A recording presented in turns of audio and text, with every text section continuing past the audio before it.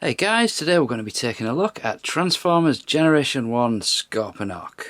Scorponok was released in 1987 as part of the Headmaster's line, and he was the Decepticon Headmaster leader.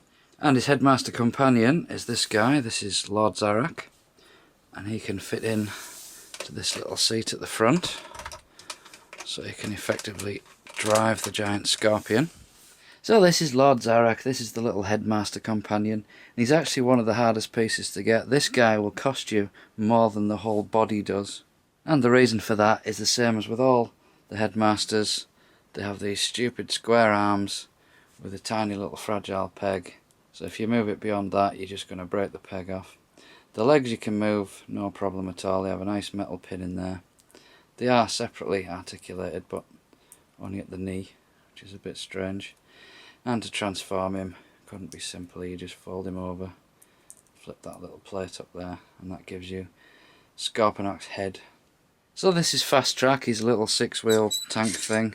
Got nice rolly wheels, and you can also plug what will become his arms into the sides to make him into a little tank. These orange guns are his handheld guns. These are the rarest pieces on this set. You've got to find 2 of them, which is sometimes difficult. And once you've attached his arms to transform him, you just fold him up, flop out his legs, and bring his arms around.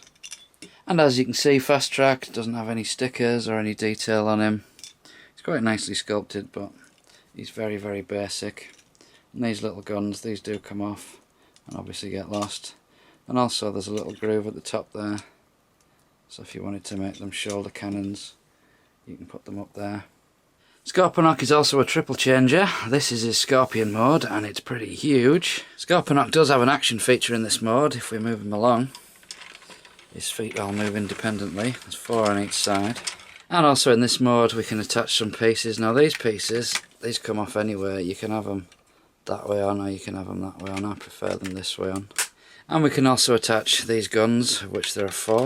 So we can put one there, one there, one there, and one there. Yes, quite a bit of articulation up at the front. We can move these around on that shoulder joint. These bits turn, and then you can also use the claws. So you can put these pretty much anywhere you want them. They're also strong enough to grip another transformer in there. And on the back he has this stinger section that you can move about however you want to do it. And also in this mode you can lift this section up, and if you want to you can put Zarak in there.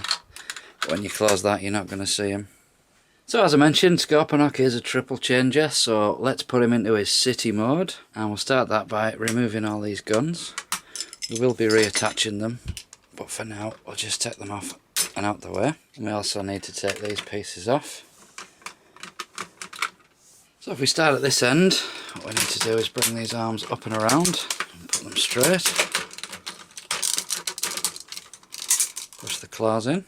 Then we unplug this tail section and flip the stinger out the way. Then we need to fold this underneath and bring these sections up and around. And the same on this side. Then we bring this tail section up and fold that flat like that.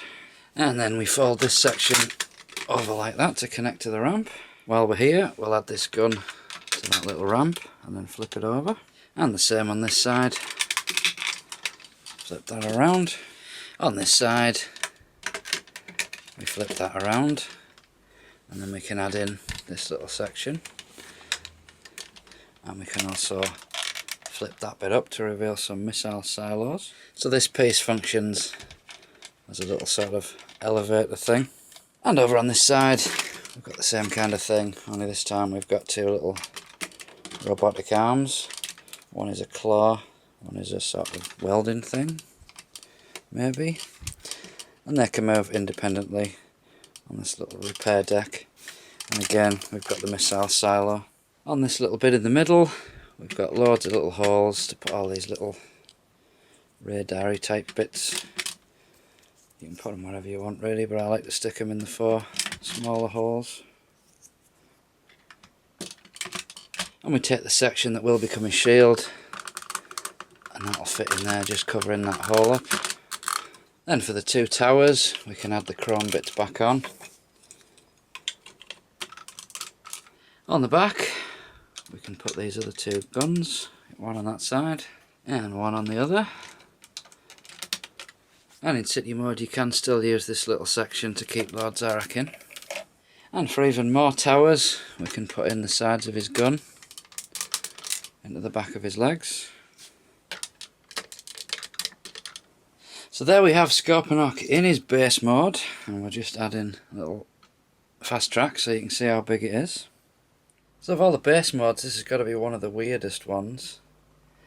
What helps it, I think, is the colours. They're definitely Decepticon colours. But as you can see, it's a very strange formation.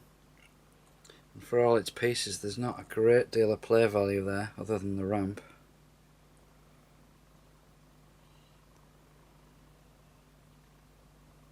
And you can see the towers there standing up at the back.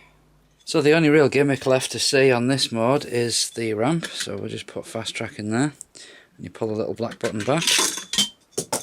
So of all Scorponok's modes, his city mode is definitely the weakest. So let's move on to robot mode. And the first step is to remove all the junk, because we don't need any of this anymore. All these radars.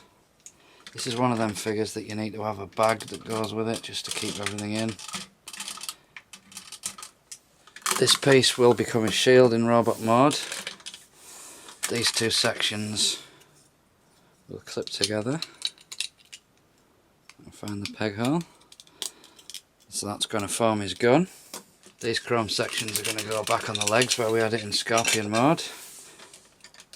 And these guns will take off for now. They are actually going to go back on the shoulders. So the first thing to do is get rid of all these little bits that we opened up earlier. And we can take the ramps and fold them back into place. Then we take this piece and put that back up there. Then we take this section, bring it all the way around to the back, and this will lock in that little part there. This piece we move right to the back like that. To form the legs, we spin these around and bring them down. Before we can stand him up, we need to flip these bits around to form his feet. Now he's standing, we can push these bits all the way around to the back and bring down his arms. Now another problem with this guy is because he's got a standard headmaster for his head, it does look a little bit small when you compare it with the likes of Fort Max. So we lift that up and Lord Zarak will just fit into that space there. And you can bring the helmet down. The helmet goes some way to making the head look a bit bigger, but not a great deal. We can also attach these 4 double cannons to his shoulders, one on each side.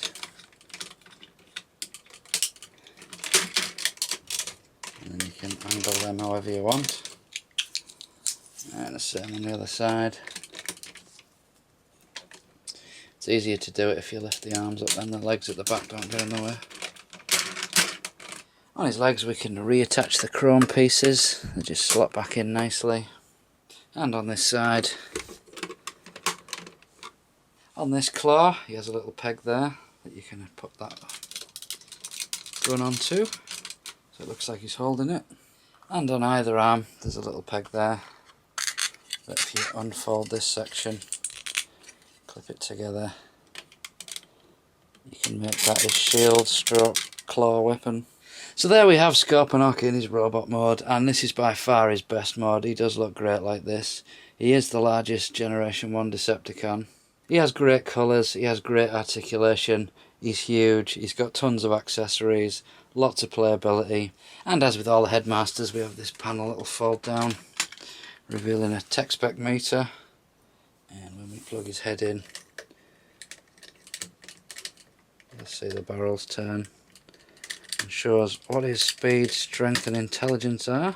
So there's never been an encore or commemorative series reissue of this guy.